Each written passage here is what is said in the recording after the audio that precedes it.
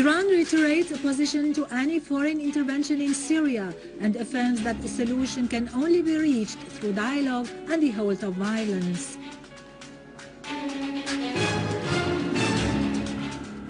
The establishment of more settlement units is announced in occupied Jerusalem as storming operations continue.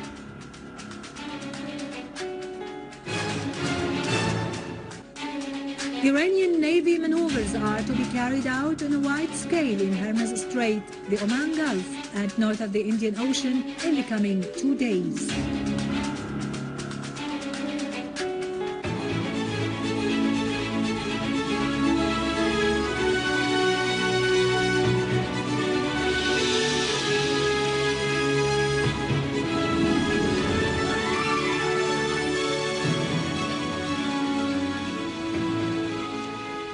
Good afternoon, this is Irado Krikorian with the news in English. Iran renewed its attitude, which rejects foreign intervention in Syria's internal affairs.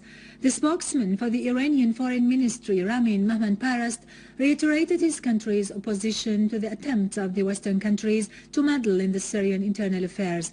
Mahmoudparast stressed that solving the crisis in Syria depends on ending violence, holding national dialogue and elections with regional cooperation. He said that violence and instability in Syria is the purpose of the Western countries, adding that officials of the region's countries should be cautious not to pave the way for military intervention in the region by countries that support the Zionist entity.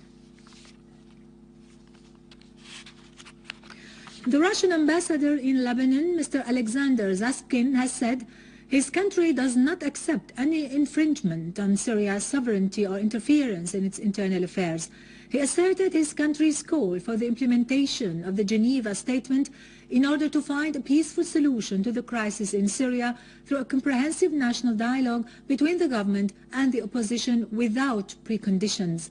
In a televised interview today, Zaskin said, the Syrian opposition is the side that obstructs dialogue and the implementation of the Geneva Statement. He called on the world community to pressure the opposition to respond to dialogue and to work to isolate the terrorist groups from practicing any political action.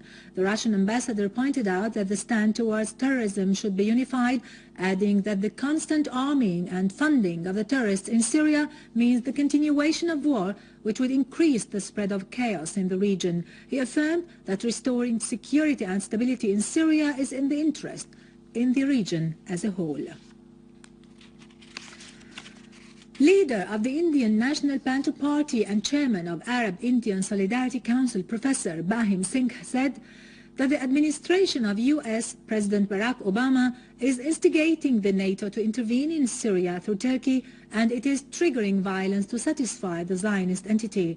In a statement issued by his party today, Singh said that the policy of President Obama, like his predecessor's policy towards the Middle East, is seeking to destroy some Arab countries, most recently of which is Syria. For this reason, the instigation of war on it has been increased through Turkey, which is one pillar of the NATO. Mr. Singh urged India's Prime Minister to intervene urgently for the sake of Syria and Palestine in order to maintain international justice, peace and security. On the other hand, the leader of the Panther Party accused the U.S. of supporting Israel in its open defiance of all the UN attempts to stop the Israeli building of settlements in Jerusalem and in the other parts of occupied Palestine. The party's Supreme Council pointed out that the Anglo-American bloc is instigating Israel to defy the UN resolutions concerning the Palestinian issue, which have been neglected by the Security Council since 1967. Head of the International Commission for Human Rights, Mohammed Khan, stressed the importance of national dialogue to solve the crisis in Syria.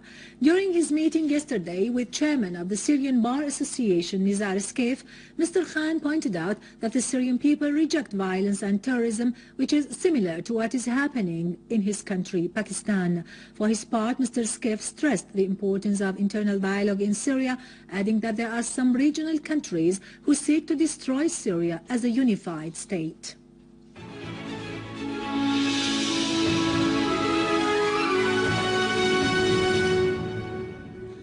In a fresh defiance of the international community's condemnation of the intensive settlements construction steps north of occupied Jerusalem and the West Bank, the Israeli occupation authorities have ratified the establishment of 940 new settlement units in occupied Jerusalem. The measure is taken a few days after the announcement of setting up 6,000 such units in the Holy City and others in the West Bank, bringing the number of settlement units to be established to more than 10,000 in 1 month's time. The aim is to Judaize the occupied Palestinian lands and blur their Arab identity.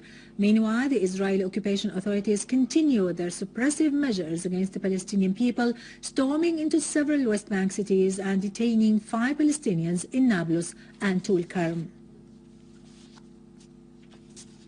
Egyptian Communications and Information Technology Minister Hani Mahmoud has announced his resignation today. He pointed out that after 30 years of working at international companies, he can no longer cope with the government culture and ethics, especially under the current circumstances and political regime. He added that he will serve his country, but from outside the governmental framework. Iraqi sources said that 2 gunmen were killed in clashes with an Iraqi army east of Mosul, north of the country. The source said that gunmen in a car opened fire towards an Iraqi army checkpoint in a Zuhur area east of Mosul. The army retaliated, killing 2 gunmen. Yesterday, an Iraqi man was killed and another one injured in an attack east of Al-Muqtadiyya area in Diyala province.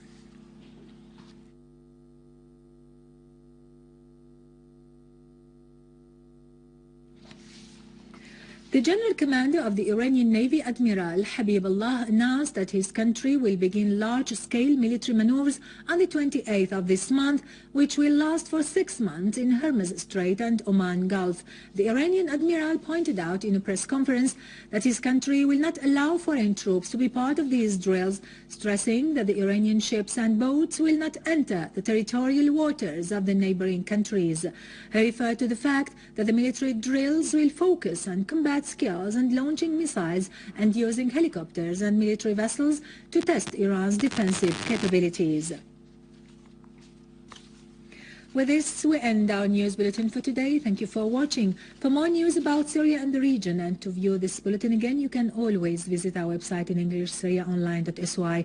And now to latest business and market news with Vani Ganjian after a short break.